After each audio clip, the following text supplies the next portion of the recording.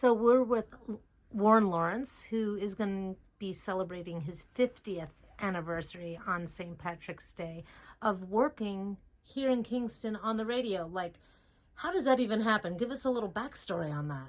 I don't know how it happens. I can't believe it's happening, to tell you the truth. I remember that first day, and I'm surprised I had a second day because I wasn't that good, which I guess maybe no one's that good in the beginning. How old were you? I was 16 or 17. I was young. I was still in high school when I first walked into the station, interested in a job. When I was a kid, I just loved music, and I used to play DJ in my room, so I knew this is what I wanted to do.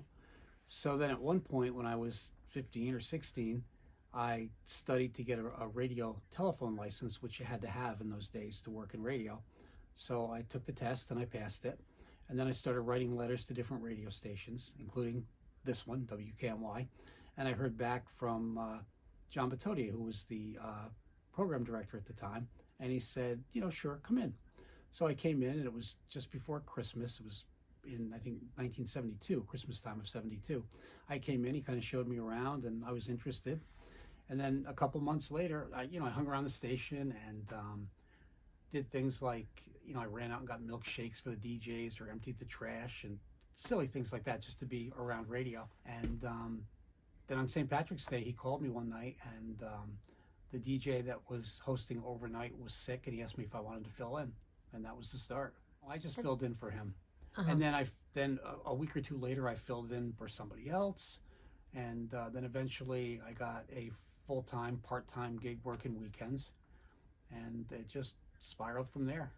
And I've worked pretty much every shift. I was the afternoon DJ at one point, the midday DJ, the overnight DJ, and now I do the mornings, which I've been doing for, I don't know, maybe about 17 or 18 years, the mornings.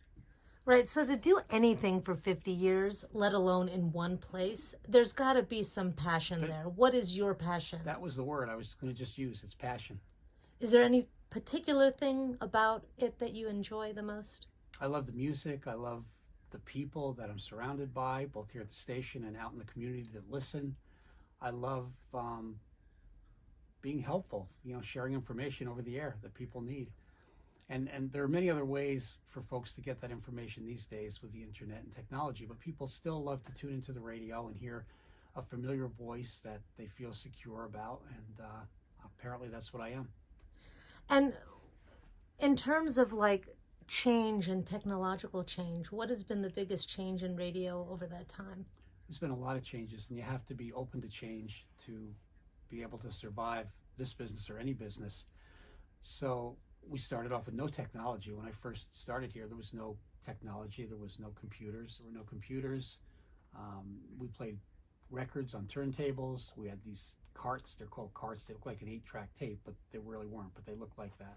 We played the commercials off the carts, music off the carts, and as I said, we had the vinyl we played. And then we evolved into CDs. That came along.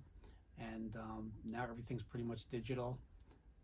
We use Spotify. We use YouTube for music, so it's much easier than queuing up a record. But vinyl has come back, and we do have, as you can see here, we have turntables, and some folks still bring in vinyl and play albums. Wow. Well, congratulations. That's a real feat. Yeah, it's I still love it. It's fun.